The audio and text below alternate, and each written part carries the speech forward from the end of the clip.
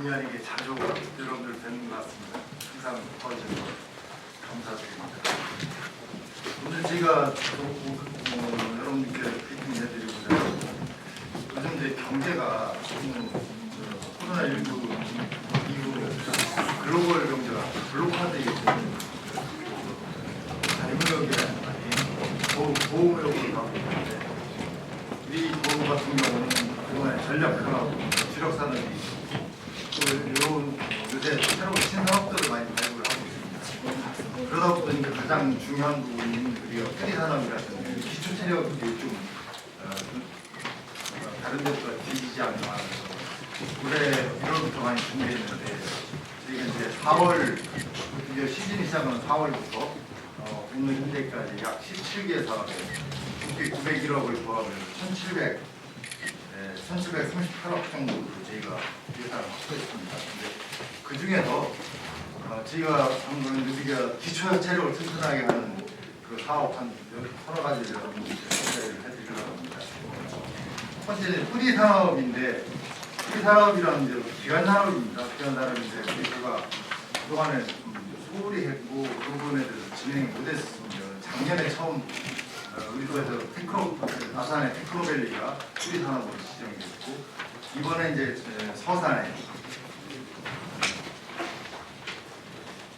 서산 인더스트리가 이번에 이제 지정 절차를 받고 있는데 최종 절차만 남고 세 단계 단계를 모두 통과가 됐습니다.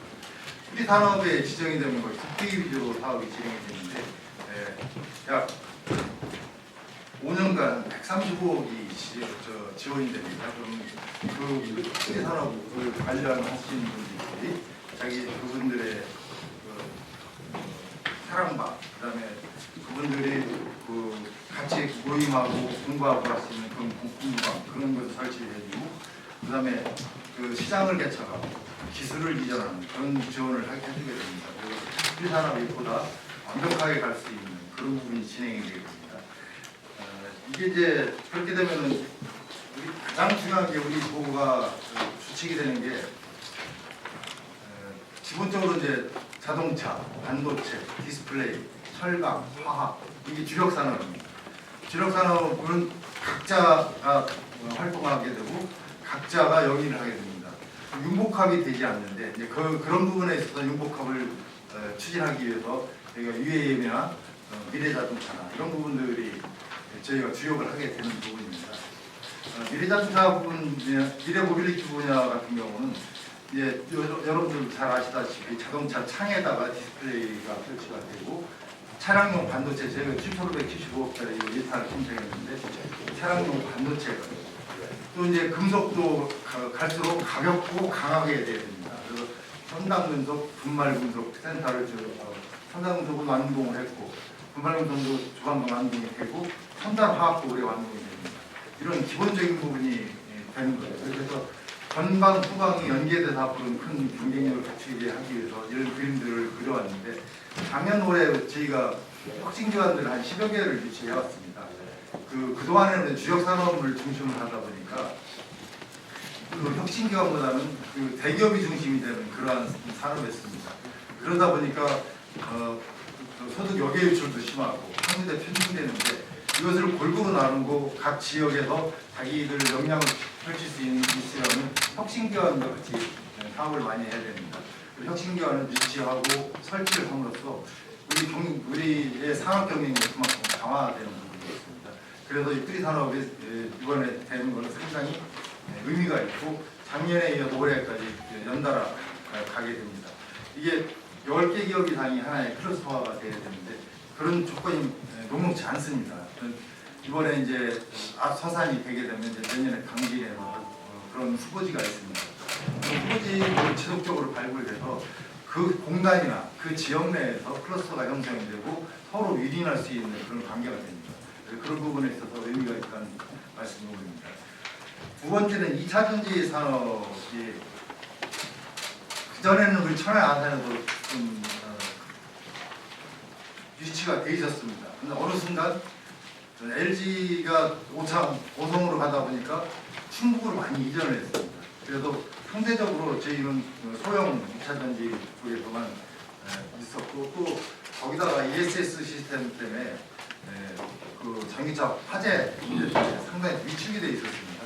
그런 찰나에 저희가 올해 스마트 특성화 사업으로 국비 100억 원을 통해서 139억 원을 2차 전지 기술 실증 평가 지원 플랫폼 사업을 따왔습니다. 이건 이제 우리 충남이 주가 되고 충북이 이제 보조가 되는데 충북은 이제 대형 배터리가 중심이 됩니다. 우리 충남은 소형 배터리를 중심으로 해서 실증하고 지원해 주는 겁니다. 그리고 소재 부품에 대한 국가 경쟁력, 글로벌 생산 거점을 확보해 나가는 부분이 있습니다. 또 지도 잘 모르는 사이에 몇 개 2차전지 아주 부품 기업들이 소재 기업들이 우리 충남에 와서 아주 큰 호응을 받고 있기도 합니다. 금산에 가면 리튬 플러스라는 그 리튬 수산화 리튬을 만드는데 그 회사 같은 경우는 아주 세계적인 기술을 갖고 있습니다. 그런 게 우리 지역에 집중이 되고 이런 실질센터가 같이 갖춰진다면 우리 충남도 SDI가 오늘도 간담회 할 때 우리 기업들이 전부 청주나 이렇게 있어서 상당히 불편했다 그런 말씀을 하셨는데 우리 지역으로 그런 기업들이 오게 하고 우리 지역에서 그런 기업들을 키워내는 인큐베이팅 할 수 있는 그런 부분들이 될 것입니다. 그래서 상당히 의미 있는 거고 2차 전지에 대한 전주기 지원을 하게 됩니다. 그래서 그뿐 아니라 전문 인력 양성까지 대학과 연계한다면 그동안 우리가 또 부진했던 2차 전지 분야에서도 새로운 기반을 담은 그러한 계기가 될 것입니다. 이제 세 번째는 폐배터리 재사용 사업입니다. 우리 자동차 전용입니다. 무려 관창 지역에 하는데 국비 150억, 300억이 투자가 됩니다. 근데 실질적으로 자동차용 배터리가 100이라는 수치가 처음에 나오면 80 이하로 떨어지면 그게 활용도가 80% 이하가 떨어지면 자동차 배터리로서는 수명을 다합니다. 근데 그 중에 폐배터리를 갖다가 이제 재사용하는 그걸 어떻게 다시 활용할 거냐 그 부분에 있어서는 특정 광물 같은 거를 보충해 준다든지 성능을 개량하는 그런 재사용이 있고 그 다음에 리유즈 아까 그냥 제재조 리유즈는 예컨대 뭐 야구르트 아줌마들 타고 다니는 차 있잖아요.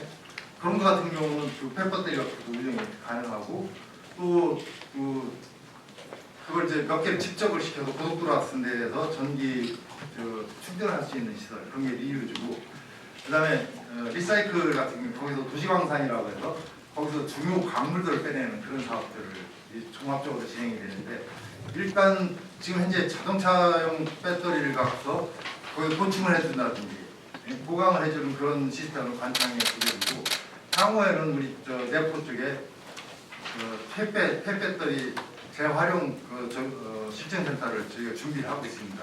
이 연계가 된다면 상당히 중요한 부분인데 거기서 가장 중요한 것은 그럼 폐배터리는 어디서 나오느냐. 이 홍성 근마에 폐배터리 수거센터가 있습니다. 그쪽에 오는 걸 자연스럽게 활용할 수 있고 앞으로도 이걸 계기로 해서 경량금속이 앞으로 이제 주된 산업이 될 겁니다. 경량금속에 대해서 준비하는 그런 하는 단계 중에 첫 단계로 관창의 폐배터리 재사용 사업을 유치했다는 말씀을 드리겠습니다. 네 번째는 이제 수소차 통합평가시험국책센터입니다. 2017년에 FCV라고 수소 상용차에 대한 실증센터를 예산에 있는 자동차 센터에 설치를 했습니다. 거기다 설치를 했는데 이번에는 수소차 통합평가 기반을 확보를 한 겁니다. 그래서 50억에서 총 90억인데 수소 상용차에 대해서 부품을 고도화할 수 있고 기업 지원을 할 수 있는 부분입니다.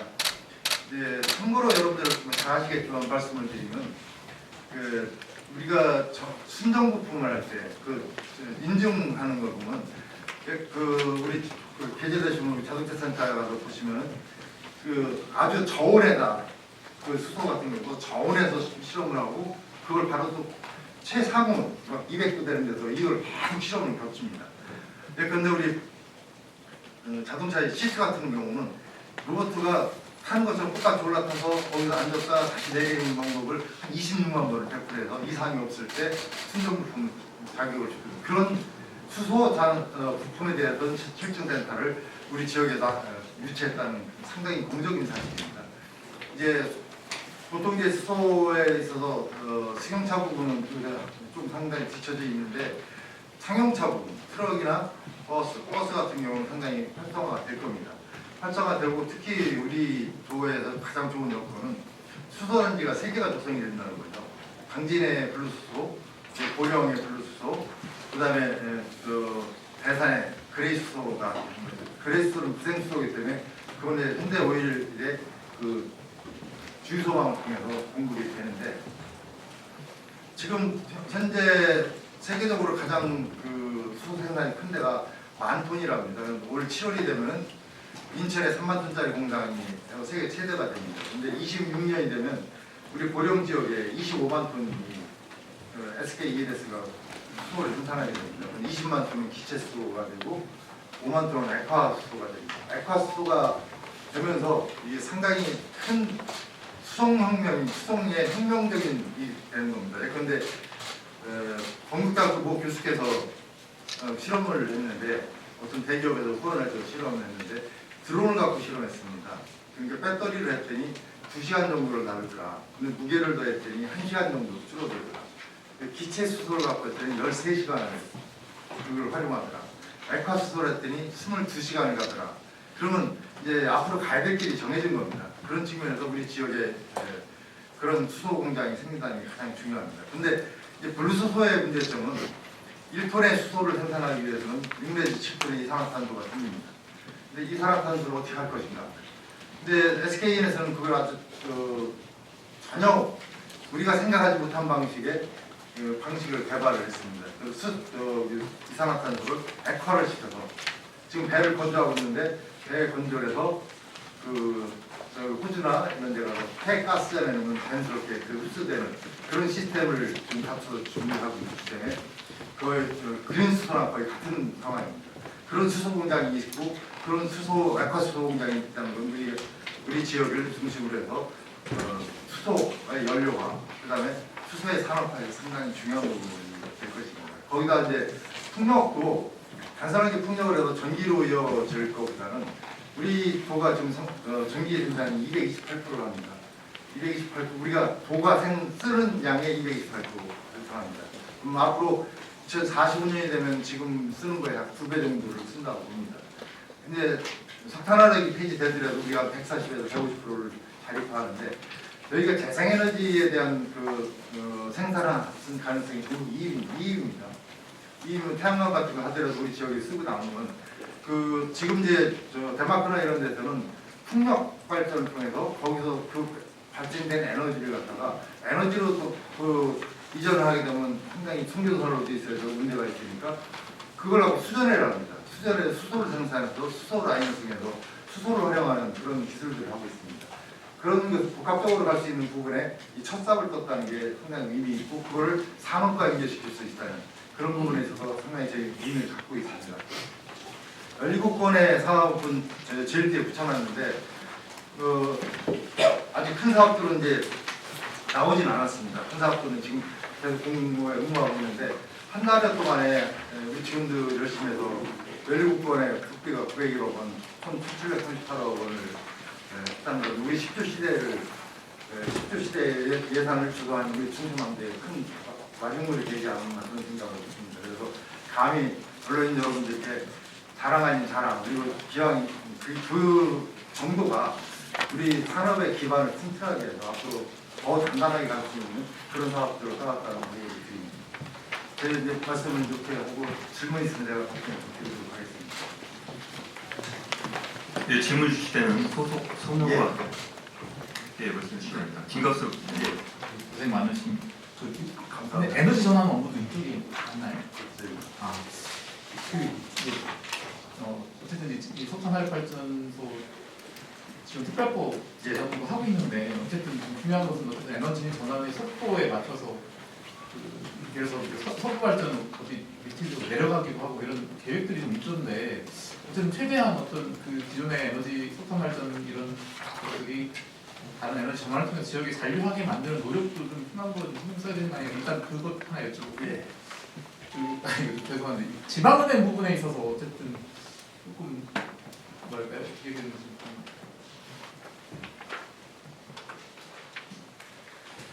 에너지 전환 부분 아주 중요한 말씀을 하셨는데 우리가 크게 생각할 수가 있습니다. 석탄을 폐지시키고 그걸 뭐 이제 문화발전소라고 해서 가기도 하고 저 영국 같은 데 미술관을 만들기도 합니다. 근데 그거는 지역적 여건에 따라 다릅니다. 영국 같은 데 도심에 있고 그리고 문화발전소도 서울에 있다 보니까 그걸 활용할 수 있는데 우리 지역은 통제 제한구역이 다 들어가 있습니다. 그러면 기존에 그 석탄 발전소가 있고 또 송전소가 다 설치가 되어 있습니다. 6,900여 킬로가. 그리고 그동안 그렇게 우리가 피해를 입어왔는데 15개가 저 폐지가 되면서 한 10여 개가 다른 데를 가도록 계획이 되어 있습니다. 다른 데 가도록 계획이 되어 있어서 지금 이제 저희가 그 부분에 대해서 기왕에 있으면 새로운 대체 에너지로 해서 그 발전소를 가동하는 게 낫지 않느냐. 그런 논리를 하고 있고 두 번째는 이제 아주 중요한 말씀하셨는데 그럼 무엇을 할 것이냐. 그래서 작년 연말에 저희가 수소 터빈 집중센터를 465일을 따왔습니다. 그래서 거기 이제 두산중공업이 저희랑 참여를 하겠습니다. 그래서 수소 터빈에 대해서 실증을 마치면 예타로 한 1조 2천억짜리 예타로 들어가서 거기 지금 있는 폐쇄된 발전소를 활용해서 다시 발전을 하는 부분, 그 다음에 암모니아 운송하는 부분, 그리고 LNG로 전환하는 부분, 이런 부분들을 저희가 주도적으로 제시를 해서 기존에 있는 기관망을 활용해서 최대한 활용해서 노동전환도 최대한 줄이고 그다음에 지역의 경제 문제입니다. 지금 고령에 제가 중증운전을 봐라 그랬더니 2022년도에 2,800명이 죽었습니다. 그러면 평시에는 어느 정도의 인원이 줄었느냐? 300에서 500명이 줄었어요. 그러면 단순 수치를 놓고 그때 저희가 이제 분석을 들어갈 건데 2,000명이 빠져나갔다. 그래서 고령이 10만이 빼졌습니다. 단순하게 근데 그쪽에 그 발전사나 이런 데 사는 거는 17명만 자연상태다. 그리고 72명은 신사천 화력으로 그쪽에 여부를 둬서 거기 흡수했다. 그러면 89명 아닙니까? 89명인데 2,000명이 빠졌으면 거기에 종사하는 하도급자라든지 이런 분들이 빠져나갔다는 얘기거든요.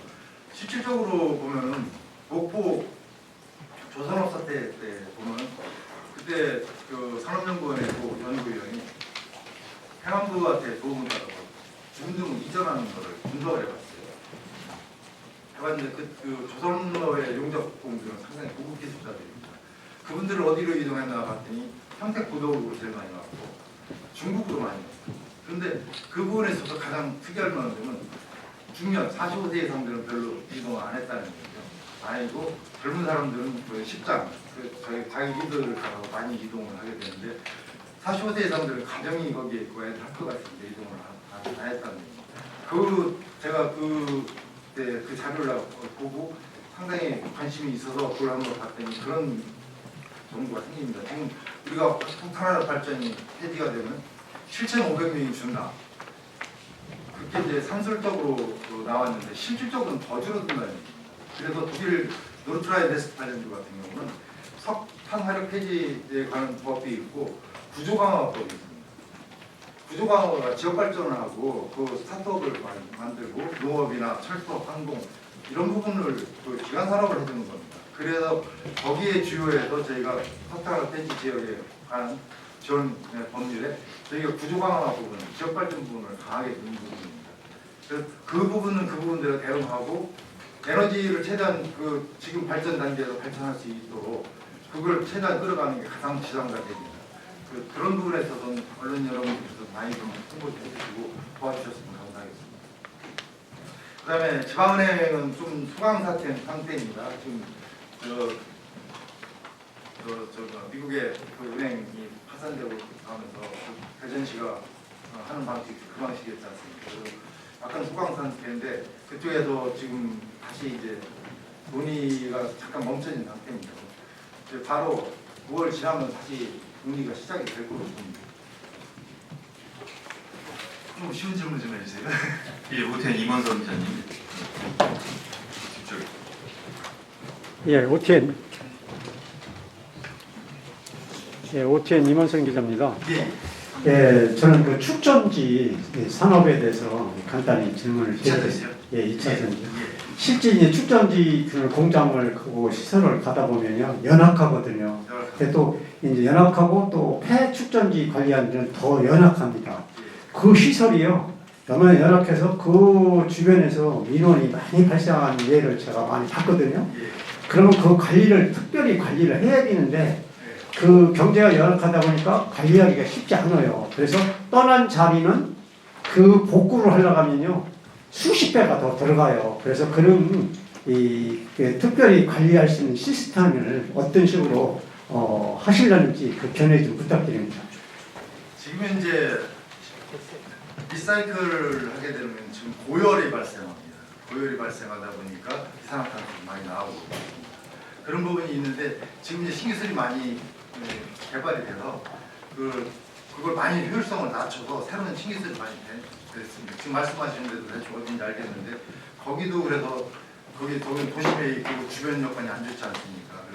그런 부분 거기도 이점을 검토하고 있고 새로운 방식으로 그리고 민원이 덜 생기고 그러면 그 효율성 높은 방식으로 가려고 하고 있는 걸 알고 있습니다. 그래서 기업의 활동을 저희가 도와는 주는데 그 기업을 또 저희가 전적으로 하실 수는 없지 않습니까? 그래서 그런 방식이라든지 이런 기술 지원을 통해서 조금 더 양화될 수 있는 그런 저희는 그 기반을 만드는 게 중요한 부분이기 때문에 그런 방식으로 지원을 하겠다는 말씀입니다. 그래서 이런 수소 2차전지 실증센터도 그 가져온 거에 상당히 우리가 의미 있다는 말씀을 드립니다.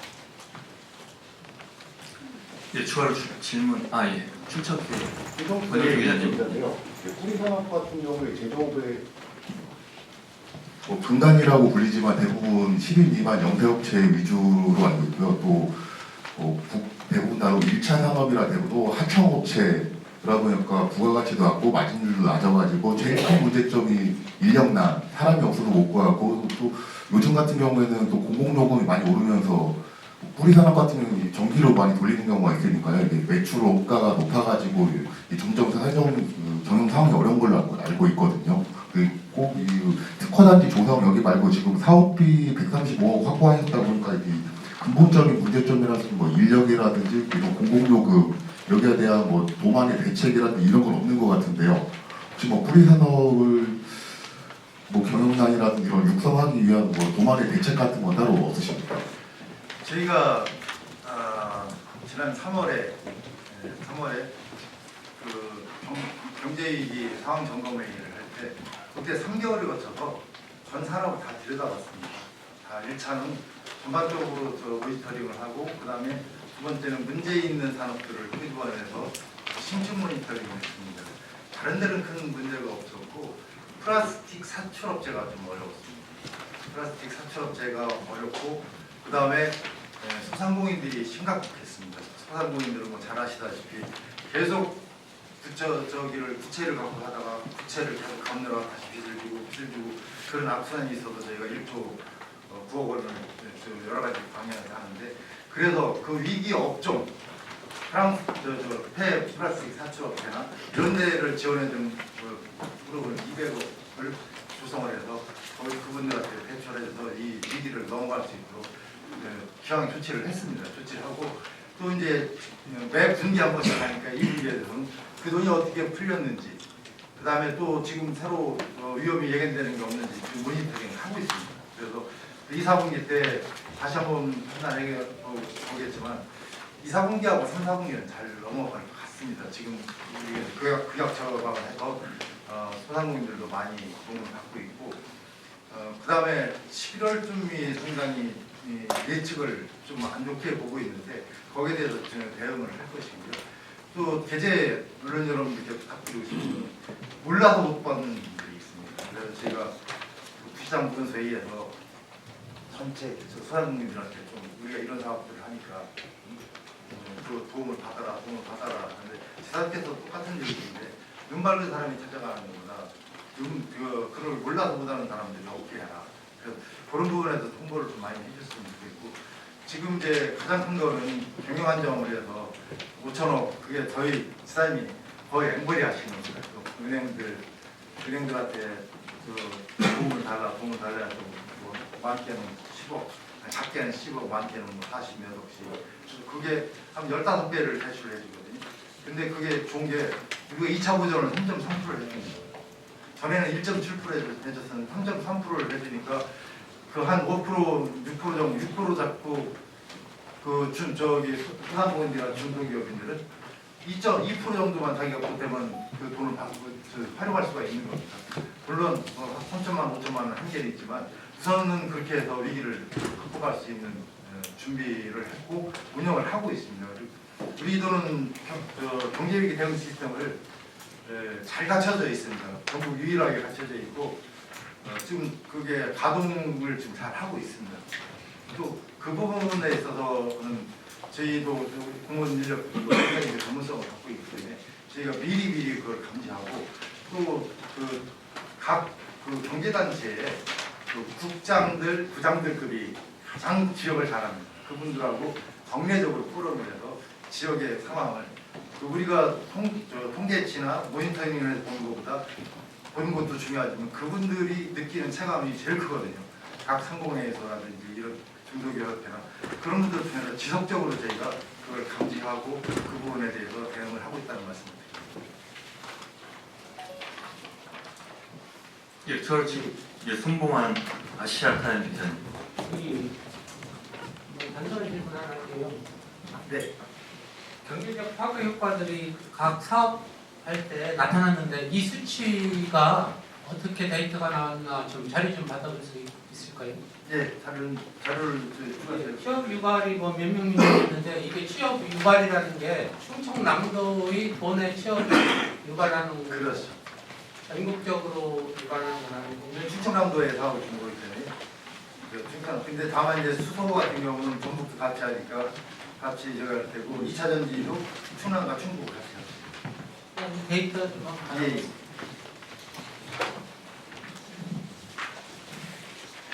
네, 추가 질문 없으신가요? 예, 없으면 실장님 마무리 말씀. 하여튼 저희 동료에 대해서 관심을 많이 가져주셔서 감사드리고요. 여러분들께서 많이 도와주셔야 저희도 일할 맛이 납니다. 그래서 열심히 할 수 있는 실직을 다 해주시기 부탁드리겠습니다. 많이 도와주시고 또 이게 많이들 주민들이 알아서 혜택을 볼 수 있도록 많이 홍보를 부탁드리겠습니다. 감사합니다.